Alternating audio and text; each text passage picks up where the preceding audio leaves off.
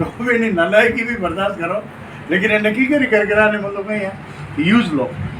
एक नाम के लिए आता है। दो तरह का जागीरदार होते हैं समाज में। एक तो समाज को देने वाला, एक लेने वाला।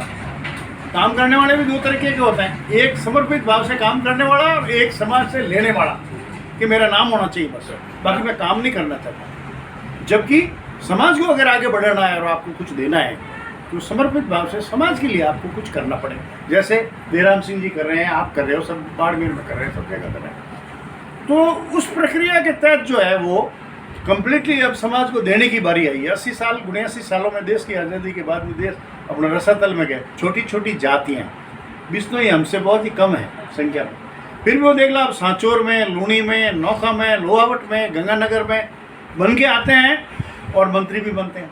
रायका जो जंगल में रहने वाली कौम है, उनके 2 आदमी रानीवाड़ा से रतन और ओटाराम जो है सिरोही से आता है, ये दोनों मंत्री बनते हैं। कुमार हमसे कम है, कुमावत, उसमें जोराराम जैसा मंत्री बन जाते हैं। घाची हमसे कम है, मदन जी राठौड़ प्रदेश के अध्यक्ष हैं और इनके MP है इनके में, लेकिन हम क्यों नहीं हो सकता? हम सक्षम जाति है राजपुरोहित, और सक्षम होते हुए भी हमारे पास में संसाधन है, दिमाग है, विवेक है। आप जागीरदार हो कि, लेकिन क्या है कि आपके पास में संगठन नहीं है, एकता नहीं है, प्लेटफॉर्म नहीं है, अनुशासन नहीं है। प्लेटफॉर्म नहीं है, अनुशासन नहीं है। आपको अनुशासन में ढलना पड़ेगा। राजपुरोहित महासभा को शक्ति संपन्न बनाना पड़ेगा, गांव गांव नानी नानी, और ईर्ष्या भेदभाव त्यागना पड़ेगा। जो भी बंधु हमारा है वो हमारा है, पहले वो है पहले, और राजनीति चौथे नंबर पे रखो। आप पहले रखो कि ये हमारा समाज सर्वोपरि है, फिर रखो कि हमारा परिवार दूसरे नंबर पे सर्वोपरि है। जो परिवार रहेगा तो हम जीवित रहेंगे। तीसरे नाते रिश्ते, कुटुंब, कबीले, यार दोस्त वगैरह, मित्र वगैरह वो, और चौथे नंबर पर राजनीति रखो।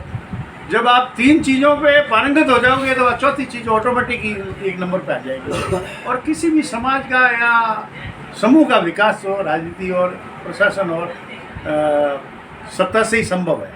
और सत्ता आप तभी प्राप्त कर सकते हो राजपुरोहित समाज, जब आप में संगठन शक्ति हो।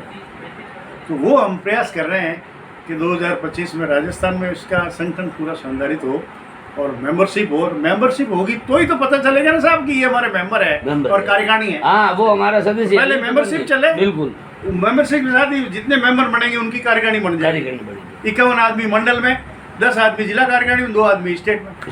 और ये सारा एक ढांचा बनने के बाद में हम पूरे ऑल ओवर इंडिया 2026 में इसको पूरा कंप्लीट करेंगे। 2027 में महासंघनाद करेंगे। आने वाले समय में हम हमारा हक पूरा मांगेंगे। ये हमारा इरादा है। तो ये निवेदन था इस तरीके से।